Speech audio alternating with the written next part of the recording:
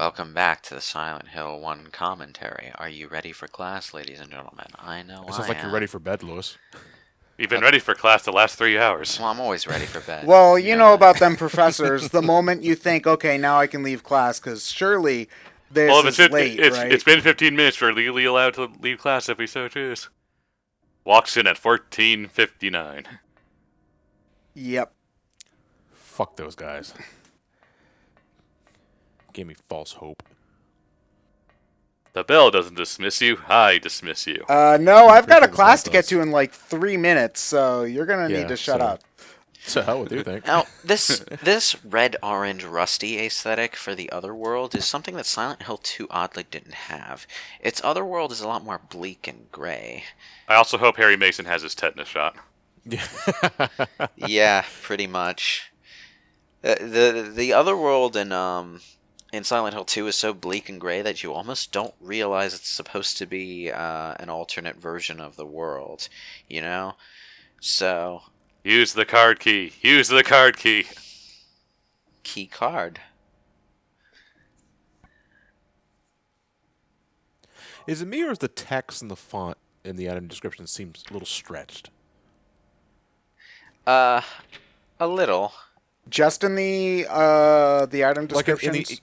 in the item descriptions and in the pause menu, basically, like the font it's not properly aligned with the aspect ratio. It looks like it's stretched out. I don't know Yeah, why. it's a like little that. wide. It's just an oddity of the design, though. I mean, at this point, it's a PlayStation 1 game. We're lucky to have a UI that's actually stylized at all. Even PS2 games were a bit hit and miss with that kind of thing. I mean, these days we take that stuff for granted. Every game's got a fancy artsy-fartsy UI. Either that or Sakurai. either that or it's really minimalistic and barely there. You know? Those roaches? A big one, yes. Yeah, and they're the most annoying enemy in this goddamn game. Still seen bigger at Waffle Houses. Particularly highway Waffle Houses. I've never been to a Waffle House. I know what we're doing next year's MomoCon. There is one close by. Yeah.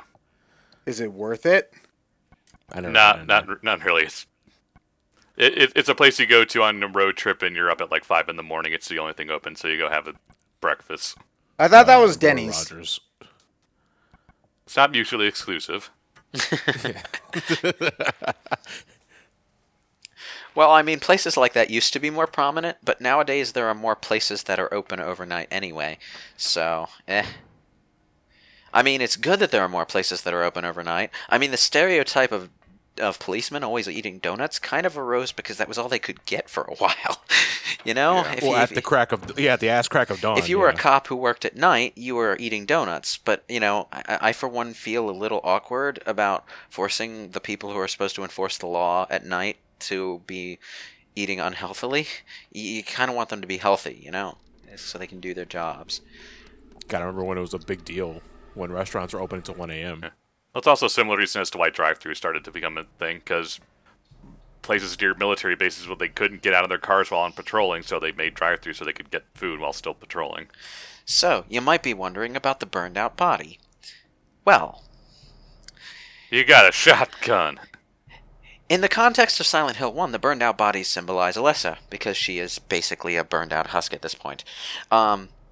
In the movie, the burned out husk is literally Alessa, because fuck subtlety, I guess. Who needs that shit? You know? Like, honestly. That movie had so much going for it, but it just went in so many bad directions, too. I'm looking forward to the Silent Hill movie commentary where we literally have nothing to say because we used all the commentary here. Like, that's ever stopped us before, John. I'm not doing a Silent Hill movie commentary. I could be doing something good like Die Hard or Jurassic Park. We already did Jurassic Park. Did we? Yeah. Well, Yes. then, Jurassic World, Fuck, I'll then. do it again. Jurassic World, then. And yeah, Jurassic World is a good movie. Fight me. It's just not as good in certain aspects as the first one. Now, this bathroom exists for no other reason Then to teleport you to the floor below or above. Yeah, the bathroom's an elevator. I don't know why. How odd. It's this kind of stuff you wouldn't be able to do if you didn't have this concept of the really trippy town. Well, okay then. In that case, would this Harry literally flush himself down to the bottom floor? Well, who What if it gets knows? clogged? Like, do you get stuck in between floors then? No, then you have the toilet in Silent Hill 2, where you have to actually reach in by hand and pull the item that's clogging it out. Ew, gross. And then Yeah. Silent Hill 3, they call you out on it. Silent Hill 3 only does that if you have Silent Hill 2 save data on your memory. Wait, it has several. hold on. What? Silent Hill 3 has several Silent Hill 2 reference Easter eggs scattered within that only trigger if you have Silent Hill 2 save data. And one of them is a cutscene where in a restroom in the mall, you find a clogged toilet that looks like it might have an item in it, and you're prompted to try and get the item out. And Heather almost does it, but then squicks out at the last minute. She's like, "No, I'm not. You'd have to be crazy to do this." So she just leaves it alone. And you'll only get that scene if you've done that in your Silent Hill 2 playthrough? Well, you only get that scene if you have a Silent Hill 2 save data. I'm not sure if it's okay. necessarily tied to doing it, because that would have required foresight for them to set save flags. Yeah. Yeah, that's true. But it's the toilet in Silent Hill 2 is literally right in your path, so you're probably not going to miss it. And then that was one of the things Resident Evil 7 referenced as well. And speaking of Resident Evil 7 references, I mentioned this earlier, but as soon as you open that door, not that door, although So these are the blue. It's got to be one of these. So these are all the blue phones. Can I find a red phone and call Adam West? Help, Batman! I'm I don't stuck in a think creepy Batman town. would out there. Riddle me this, Batman. What's triangular and really, really phallic? Zoe, if you don't unlock those bird cages in your trailer, I swear to God. It's a life or death situation, ma'am. I honestly thought the first time I played Resi 7 that Zoe had actually left those things in the cages on purpose, but no, it's just a random ass gamey thing that's in there for no reason. Answers the phone. Cheryl! I appreciate you sewing my hand back up. Could you at least give me a gun arm? Or a That would've chainsaw been a lot arm. better. Yeah, chainsaw arm. Groovy. I know where exactly this chainsaw at. It's big. Okay, so we can, but it's only the GameCube Resident Evil 4 controller. I'll take it. I'll take the buttons off, paint over it, make it look really cool. Yeah. I do wish you could keep that chainsaw, though. You might be noticing that although I'm accumulating quite a lot of ammo and now have a shotgun, I'm not using my guns. Gotta hoard till the final boss. Guns are basically there just for boss fights at this point. I mean, there are a few enemies like the flying pterodactyl enemies that are a pain in the neck to take down via melee, so you're going to use your handgun on those. But the shotgun, the rifle, you're going to be using those on boss fights almost exclusively, which basically means you're stockpiling all the ammo you find and then just unloading it all on the boss fight, which unfortunately makes the boss fights rather easy.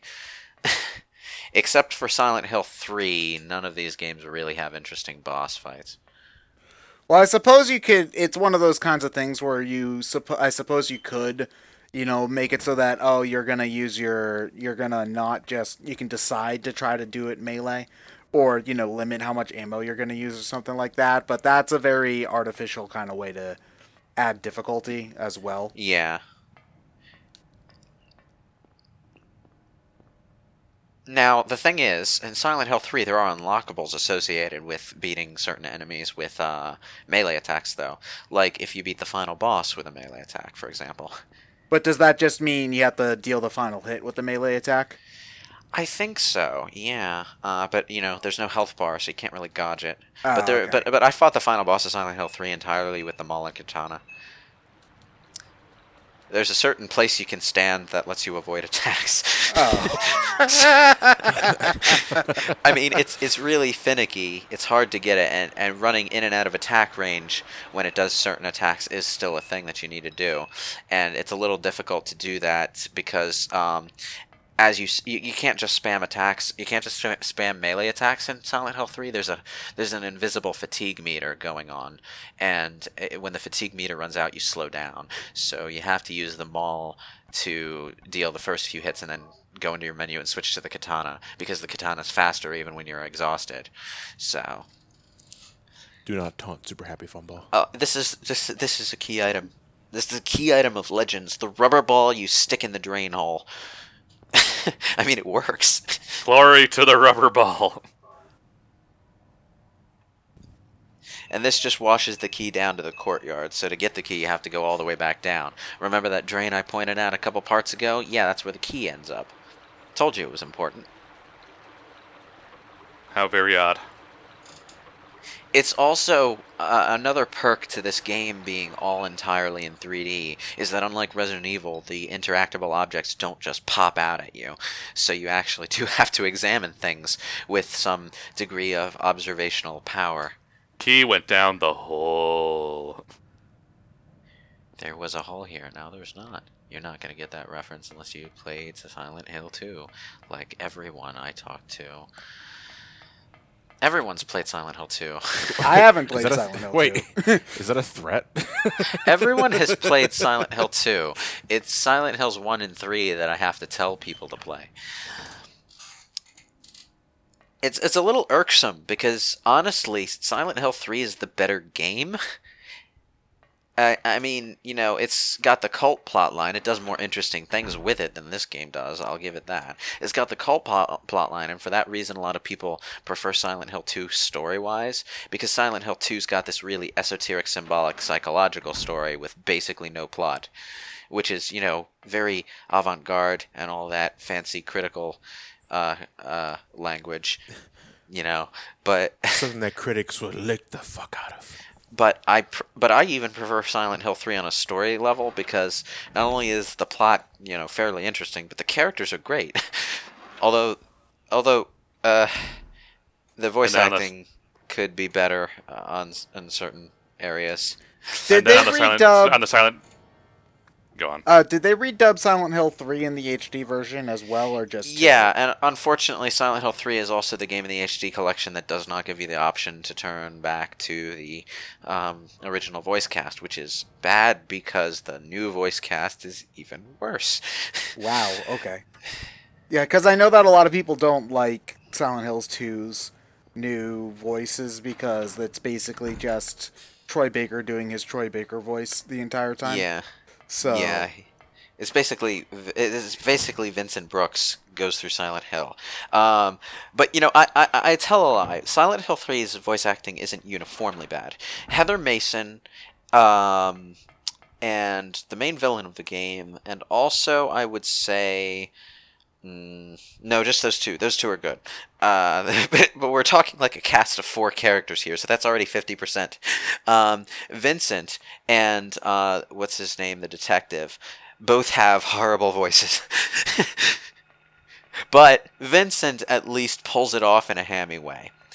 His dialogue is memorable specifically because of how weirdly acted it is. And in some ways, that acting makes it work because it's so unnatural that it fits in with a horror thing. It's that effect people talk about with Resident Evil, except in this case, it's not just a cop-out for these people can't act. It's actually just weird, unnatural acting that makes it unsettling. The detective, nothing he says fits what's going on. Love how you could swing the pipe through the wall. I was trying to find out if I could, but apparently no. It blocks the hitbox. It looks like it's too far away. No, it was close enough at one point. Yeah, It just sort of wandered off as I was because the swinging. pipe was going through the wall, visually anyway. More Just walk great into the room. children. Hello there, children. Got yourself in a pickle now, Harry. Nothing unusual here. The other thing about Silent Hill 3, though, is it's got way more interesting enemies than either of these games. The enemies are really weird. And at first I didn't think they were symbolic for anything, but I did watch a video that sort of explains how all this stuff really does work if you're symbolizing the fears of your average adolescent girl. And if you mesh in some of Alessa's stuff to explain some of the weirder elements. Stay down. Kid was a trooper. Just kept trying to get up. I want a mod where it replaces the pipe with a folding chair when you do the overhead swing. No, those cause concussions, Ryan. You can't do that. Aw. That's less Silent Hill and more Dead Rising, though. Yeah, but in Dead Rising you can drive around on a riding mower to kill all the zombies while wearing a Mega Man X suit. With a real Mega Buster. Yeah. Wait, you can get a real Mega Buster in Dead There's Rising? a set of Capcom costumes for an extra mode in the latest Dead Rising game, I think. One of them's Dante, and he comes complete with sword moves, of course. Yeah, in the original Dead Rising, there was a set of Mega Man clothes. I think it was based on Legends Mega Man, but you can get a Mega Buster accessory in that one. And I think if you did certain things in the game, for like New Game Plus, you get a real Mega Buster that shoots Mega Busters. It shoots charge shots. That's amazing. Damn these bugs. Whenever I see the bug, I start being overly cautious because I know it's going to nip at my ankles eventually. So at this point, I start adding the bugs to my list of enemies to use guns on. Well, it seems like ammo conservation isn't as tight in this as some of the other games that you guys have done for this. Well, yeah, because even if you were to stockpile ammo in Resident Evil, for example, there's a limit to how much you can carry on you. There's a limit to how much can be stacked in one inventory space. So even if you have surplus ammo, it's just going to go in the item box. And if you hold on to too much ammo at once, or too many guns at once, you shrink the amount of inventory space you have for key items. Same for healing items as well. So part of the decision-making process in Resident Evil is trying to minimize how much you're carrying so that you don't have to backtrack to an item box every time the game expects you to do something with a key item. So you have to choose between being really, really safe and having a whole bunch of items with you, or taking more of a risk in the name of efficiency, which is a nice way to do it. I like that kind of decision making in these games. But Silent Hill is not that kind of game.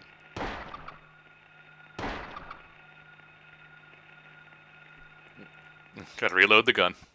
No. Nope. I'm switching to the pipe because I got rid of the bugs. Oh. But I was too slow. Stupid. Great kids. I've been working on the Demon Kids. The other thing that makes the Grey Kids more creepy than the Mumblers, though, is the noise they make when they grab you. They do this laughing, this creepy-ass laughing sound. And the laughing sound is one of the most memorable scares in this game for me. The Mumblers don't make that sound. Well, it makes sense, too, because children laugh at you and they're little pricks. So, you know. Yeah. Kids can be cruel. I know Now- this is completely off topic, but that's still like my favorite joke in Lego Batman is, what's your name? Well, they call me Dick. Yeah, kids can be cruel. Occasionally in little hidden background alcoves like that, when I was just looking at, you can see weird objects and things going on in the background of the levels. This is much more prominent in 2 and 3, but there's a bit of it going on here too. Remember the locker room? I told you that the cat was there to set up a scare.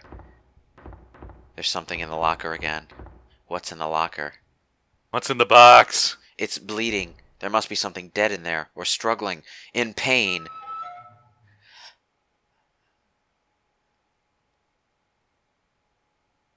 What was moving the locker door? Schrodinger's cat. Oh, well, there We was observed nothing it. here. Ah! Did he Sneaky. move the locker? Sneaky game. Oh, I told a lie earlier. It does actually serve a purpose. You can get into the library reserve with this key here. I forgot a little that was thing. there. What was he doing in there anyway? Well, there is no answer to what was he doing here in Silent Hill. Stuff's just scary because it's scary. Not gonna make sure it's dead, Harry. Ugh.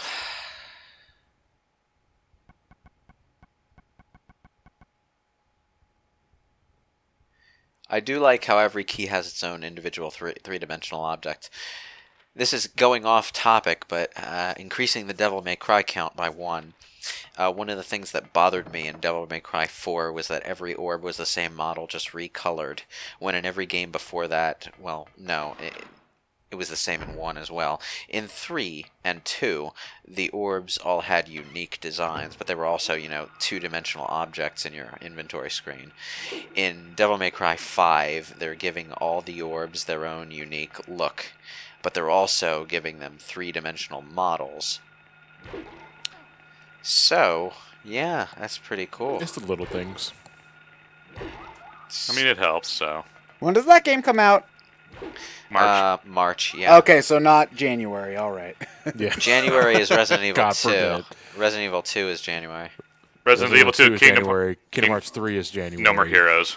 No More Heroes. Why is there January. so much good shit coming out in January next year? January is supposed to usually be where they dump stuff that nobody wants to buy at Christmas.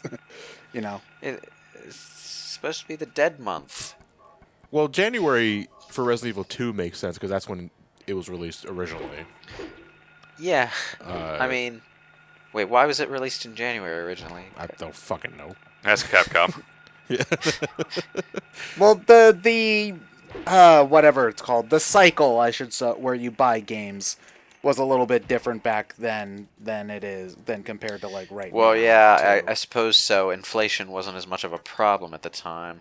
It was also maybe more released for the holidays in Japan, and then translation took a while. That's true. Very possible. Well, actually, no. No, that's actually not the case with Resident Evil. Resident Evil and Devil May Cry are both series Capcom did where the voice acting was all English in Japan as well. So the only translating to be done was the translating to be done was actually the subtitles for the Japanese versions. So yeah.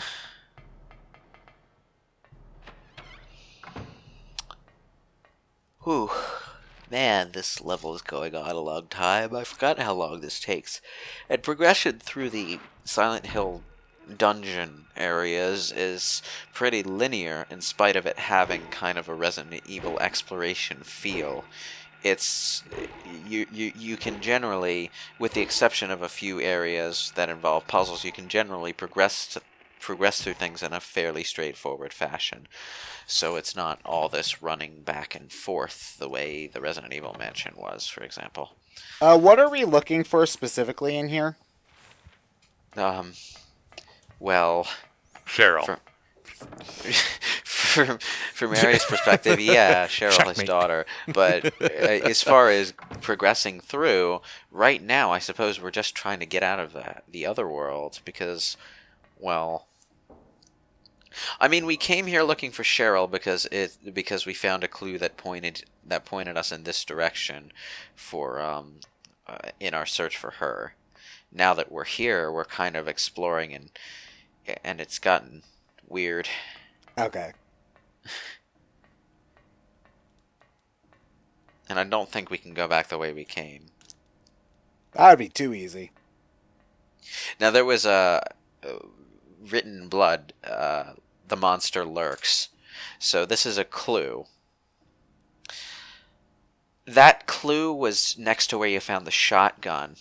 So the connection you're supposed to draw between that and this is basically take your shotgun and empty buckshot into its mouth. Which is a very simple solution to a pretty flowery little children's story thing. Oh wait, no. It's symbolic in a way. No, wait. This is not the. This is. Oh, no, I'm getting things mixed up. The monster lurks is. Oh, the monster lurks is a book that's supposed to tell you. That's supposed to give you a clue as to what the monsters are. Okay, so this is a different book than what I was thinking. Okay. So I just drew a parallel between two things that are unrelated. The other clue, which is also in the library, I believe, should be on a table right here. Yes, this is the one. This is a story about a lizard and a hunter who needs to kill the lizard.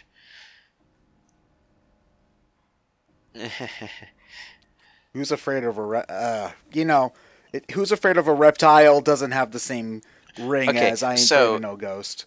the furious lizard hisses, "I'll swallow you up in a single bite," and opens his mouth wide, and the archer shoots an arrow into its mouth to kill it. That's basically what you're supposed to do against the boss that's upcoming. Of course, you can just empty your bullets and kill it that way, but you can kill it much faster by taking your shotgun and shooting it in the mouth when it opens its mouth. In fact, I think if you do it right, it's either a 2-hit kill or a 1-hit kill. But you have to fire your handgun at it a fair lot from a distance in order to prompt it to do that. Or you can wait for it to swallow a gas canister and shoot the gas canister. But that would also involve shooting it in the mouth, John, because the gas canister would be in its mouth. Yeah, but you don't have to aim for the mouth. You just aim for the gas canister. But the gas canister's That is- in the mouth, so you would be aiming No, for the it's mouth currently- by aiming for the gas canister. The gas canister is a bigger target. No, it would have to be smaller if it could fit in the mouth. You've never played Resident Evil 2. No, I haven't.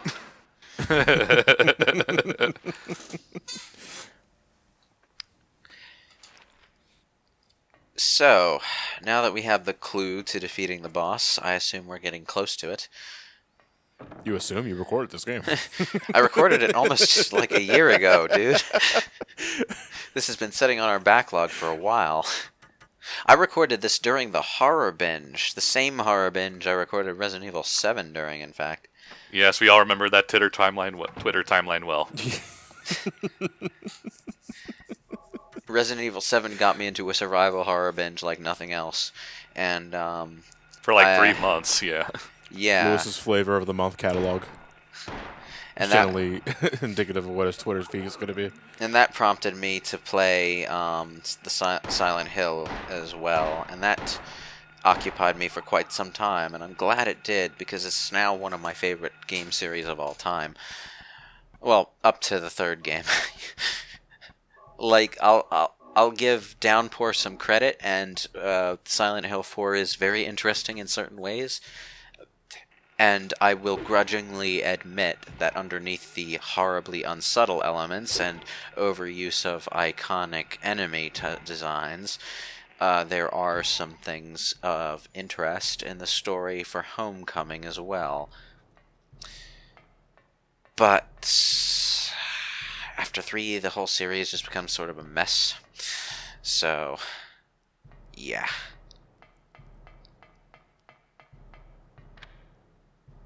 I mean, I don't necessarily mind that. You can just play the first 3 games and get a completely self-contained trilogy, you know? You don't necessarily need anything after that.